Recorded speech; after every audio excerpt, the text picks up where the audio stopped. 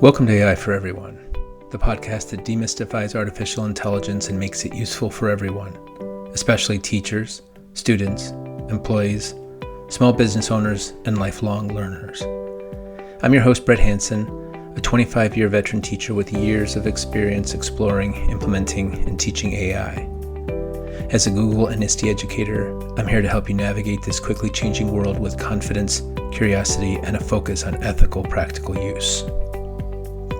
Each month, we'll explore AI from 4 different perspectives important to everyone. We'll start with AI in education, featuring interviews with top educators and AI education experts. Week 2 is AI in focus, a deep dive into a single powerful concept or tool. In week 3, we'll explore AI in action, where we'll have a practical workshop on a critical skill or discuss a pressing ethical issue. And we'll round out each month with AI in business, bringing you the latest updates and recommendations for small businesses in the workforce with my business co-host, Andrew Clyden. This structure ensures we're always covering the practical tools and future-ready skills you need to succeed and grow. So whether you're new to AI or ready to level up, you're in the right place. Let's get started.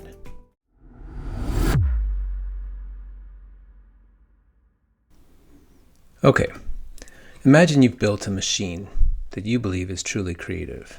Not just a tool, but an artist that is mechanical. But you've worked really hard and you're dedicated to this creative machine. That was the reality for Stephen Thaler, a computer scientist and the creator of an AI system he named the Creativity Machine. In 2018, he watched as his AI produced a striking, ethereal image of shimmering arches and otherworldly flora, which he titled A Recent Entrance to Paradise. Now, Dr. Thaler was so convinced of his machine's artistic autonomy that he took a bold step. He tried to register the copyright for the image, claiming it was created autonomously by his AI system. He didn't list himself as the author. Instead, he argued that the Creativity Machine itself was the creator, and he was merely the owner of the machine. He wasn't trying to pull a fast one. He was trying to prove a point about the nature of intelligence and creativity.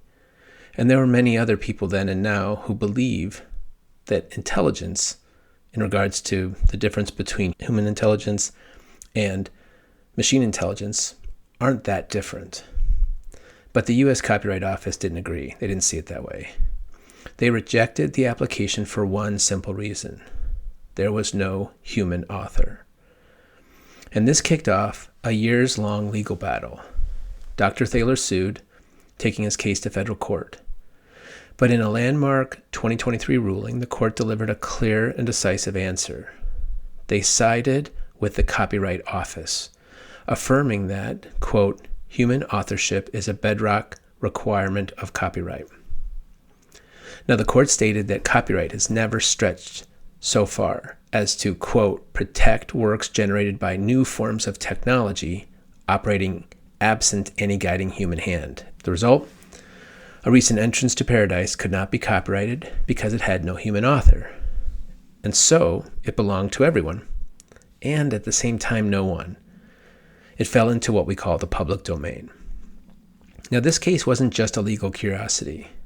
It was also a shot across the bow for every business owner creating a logo, every marketer writing ad copy, and every student designing a presentation with AI. It laid bare a fundamental tension at the heart of our new creative digital world.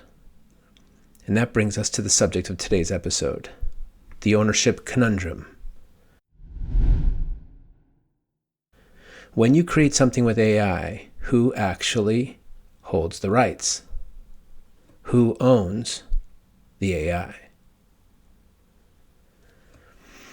So the question, who owns AI, is actually kind of the wrong question. It's misleading. Because an AI system isn't one big entity or one thing, but a complex, multifaceted puzzle of interconnected components, or like a stack in the business world. It might be helpful to view it as parts or components stacked on top of each other. And each one of those parts or components is governed by different rules. So first, perhaps the foundational part of the stack is the code itself, the code and the algorithms. So if it's written in a language like Python, it is protectable by copyright as a literary work. But that protection is notoriously thin for the functional parts. The core logic or inventive concept, that's where patent law comes in. But the patent bargain requires public disclosure, and many companies want to avoid public disclosure because they want to keep their secrets. So another thing that comes up here, which I'm not exactly sure what the answer is how far does it go when the AI is writing the code that was originally written by a human, but is no longer being written by a human? I'm sure that'll be decided in the courts as well. Now, the second component in this stack is what's called the trained model. For example, ChatGPT-5 or Google Gemini 2.5 Pro. This is the core intellectual asset of most AI companies. It's the code plus the vast set of numerical weights it learned from the data. It's like the secret sauce. And the primary way companies protect this is with what's called trade secret law. This strategic secrecy is a direct contributor to the black box problem. They don't want to tell people about their weights or the secret stuff because they want to protect the extraordinary accomplishments. I think another issue with the black box problem is simply the fact that they don't always know what the AI is doing or why it's doing that, and they admit that. So the black box issue is really important. But trade secret law shields models from independent scrutiny, which makes it really difficult to audit them for embedded biases. And it makes it difficult to identify potential safety flaws, especially in places like the United States where we have so many individual rights and we believe so strongly in promoting growth and entrepreneurship and development. So it makes it really difficult to understand the decision-making process of the trained model. Now, the third component in the stack is the actual training data. AI is forged from data, but especially now, data ownership is legally ambiguous. So, for example, raw facts generally can't be owned. They're not ownable. So if a company uses data that comes from nonfiction or known facts, they're in a little bit more secure ground. Whereas if they use creative pieces, they're on shaky ground. But creativity is what they're all striving for now. Now, if a company uses data that wasn't properly licensed at all, that's bad. Its entire system could be built on an illegal foundation, and that exposes that company to lawsuits and regulatory action. And the most famous one I know of is Bart's versus Anthropic, which is a little bit ironic because Anthropic was created by many of the people who left OpenAI because they were concerned about safety and things like that. But Anthropic used the internet the way most AI companies did and scraped it for data and information. The court said that that was okay. But when they went to sites that everybody knew was filled with pirated information and didn't legally acquire it, or they actively did something illegal, they were found guilty and they were fined huge amounts for every instance. Now they're in the process of appealing the decision and who knows what will happen, but this is an example of violating or misusing training data.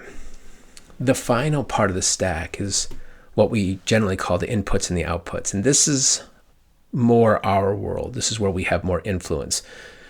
The prompts that we write and the content we get back are, to a certain extent, at least partially ours. And as Dr. Thaler discovered, under current U.S. guidance, raw AI output generated without sufficient human intervention, which is a really important phrase, sufficient human intervention, it falls into the public domain, and therefore we can't copyright it. But AI labs are going to do a lot to try to get more and more data because they absolutely needed to train their new models. So this is one of the reasons why I lean more towards Google because, for example, Google generally has what's called an opt-in policy for using people's data. Now, I don't know if they do this all the time, but I know in the education workspace where I spend a lot of time, they do. And in the custom gems that I've created, they do. And in the general Gemini information, you have to go and find the spot and tell them they can use your data. With OpenAI, it's the opposite. They use what's called an opt-out model. And my experience in creating custom GPTs is that if you're not looking for it, you won't find it. I found it accidentally.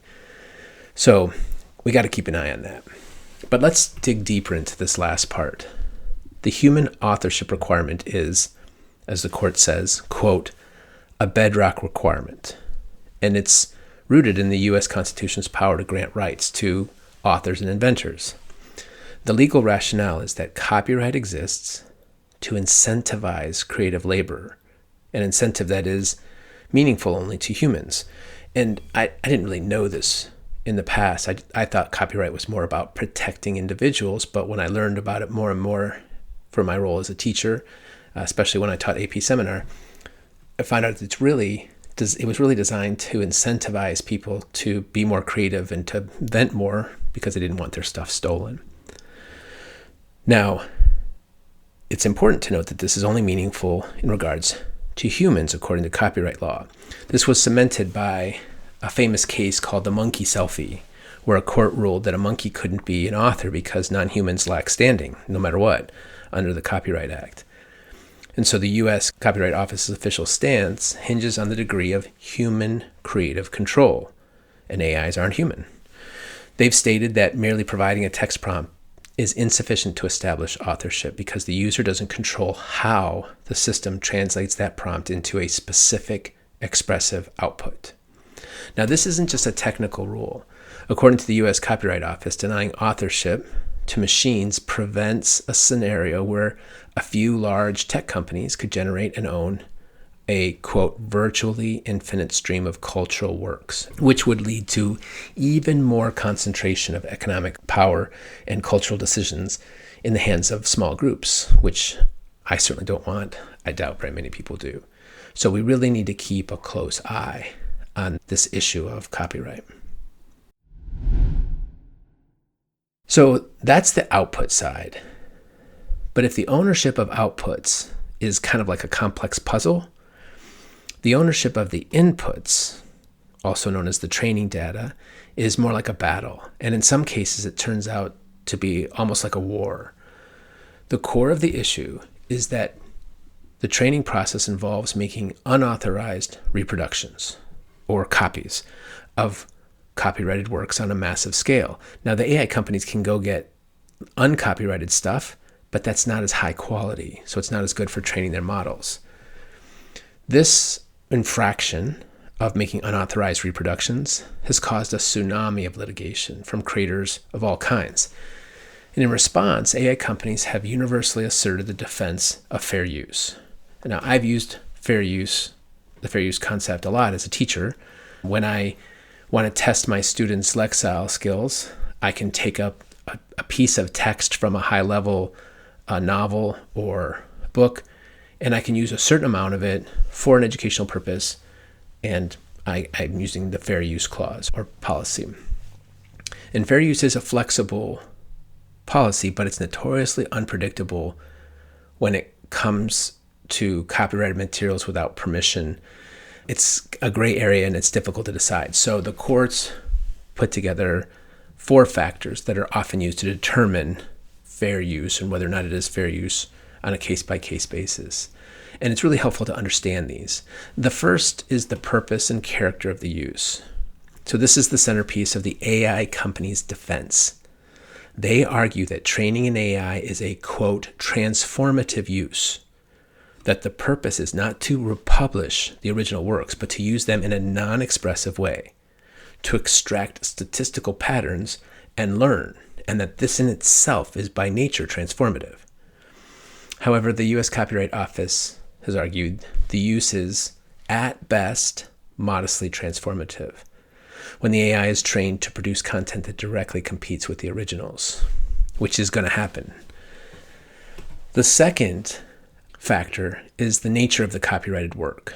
This factor considers whether the original work is more factual or more creative. Now, using highly creative works like novels and art is less likely to be considered fair or fair use than using factual works. And since most of the current lawsuits involve creative works, this factor tends to weigh against a finding of fair use for the AI company. And it seems to me, I'm not 100% certain of this, but AI companies want more and more creative sources or creative training data because that's where they need the most work. That's where they're continuing to improve in their creativity. And more people want better creative results. The third factor is the amount of the work used. AI training typically involves copying entire works, which weighs heavily against them in regards to fair use. Developers argue that using the entirety of a work is essential to the model to learn comprehensive patterns. And courts have sometimes allowed this when necessary for a transformative purpose, like in the case of Google Books. And as we talked about a minute ago, the court decided that Anthropic had not violated copyright laws when it extracted or scraped internet information. It was only when they knowingly went to an illegal resource. The fourth and final factor is the effect of the use on the potential market. This is often described as the single most important element of the analysis. Creators argue that AI systems create market substitutes that harm sales and usurp potential licensing markets for their data. AI developers counter that a licensing market can't be presumed to exist for a use that may be fair in the first place, as this would create a circular argument. I don't really buy this argument personally. My wife's an artist and I write, and so I certainly side with the creators. I think there's no doubt personally that it does harm the potential market. The outcome of this legal war will establish a new economic equilibrium, determining whether AI companies must pay for the creative work that fuels their systems. And this brings us to the last main idea we want to talk about today, the difference between proprietary and open source AI. And there's a big, very important difference.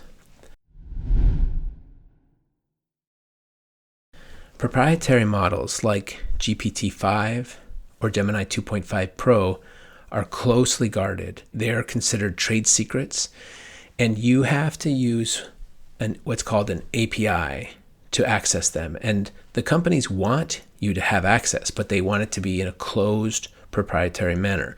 So you can't see what's under the hood. You can't figure out what's going on. Their benefits are performance and security.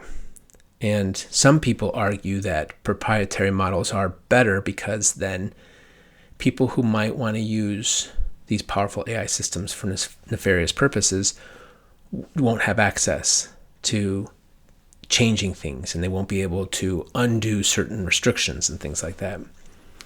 But the risks are also immense.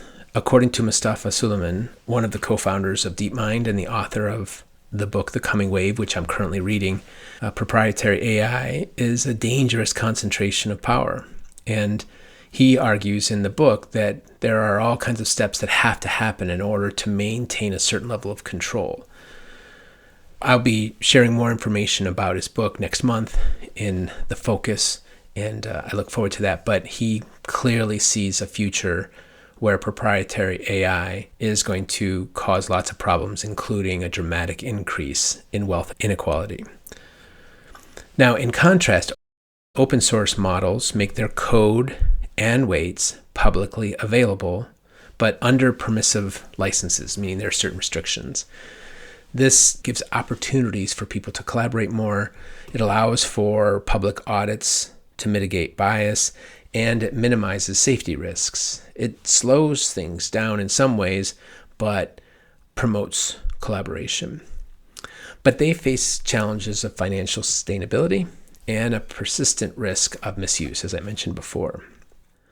Whenever I talk about or think about open source stuff, I always go back to Linus Torvald and his decision to keep Linux open source, which I just think is a wonderful thing. I mean, the basic Linux operating system is at the core of all Android phones, or at least most of them, PCs and all that, and it is an extraordinarily valuable resource, and he gave it up for free because he believed in open source, and I've always respected Linus Torvald for that. So maybe we can use him as an example on how to do something positive with open source AI.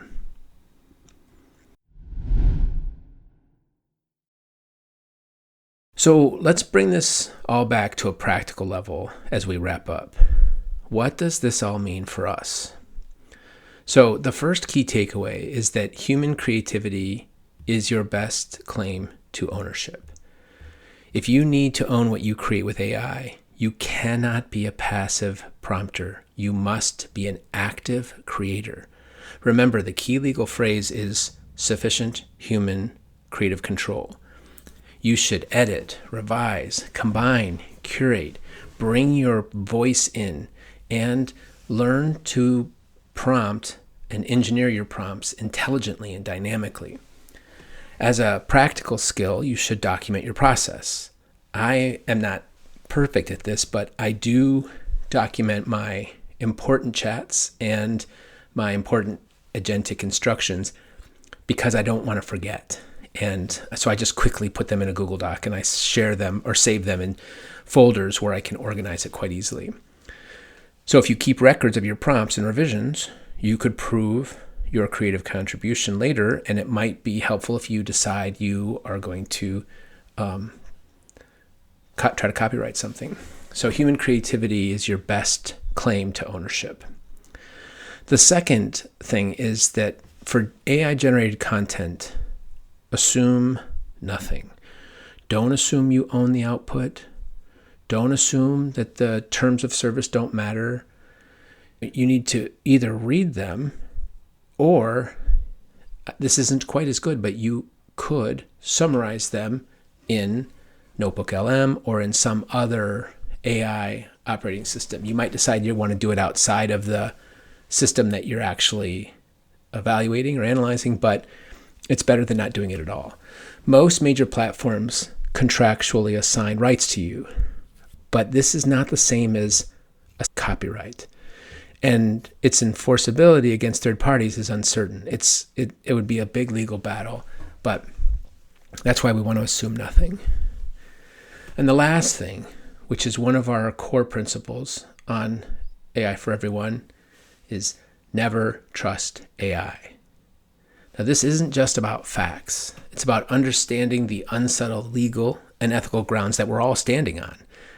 It's not about trusting or not trusting the owners or CEOs of these labs and firms and models. I don't trust them either, but it's more about just making sure that you pay close attention to the situation. The black box nature of proprietary models, coupled with the continuing sort of war over training data, means that we must remain critical, informed users, and we should never trust AI.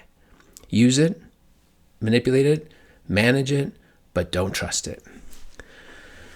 So the ownership of AI isn't really a problem that needs to be solved at this point, as much as it is a future that needs to be designed or cultivated. Most of the time, technology decisions are made by powerful people. In this case, users have a lot more influence than I think they might have had in the past with other technologies. The legal and ethical choices we all make today will determine whether AI becomes more a tool for concentrating power and wealth, or a possible catalyst for shared prosperity, creativity, and maybe even the improvement of life for more people on the planet. But that will only happen if we maintain at least a certain level of control. Thanks for spending time with me today on AI for Everyone. I hope this episode gave you something useful to think about and something new to try. If you enjoyed it, please tell your peers and subscribe so you never miss an episode.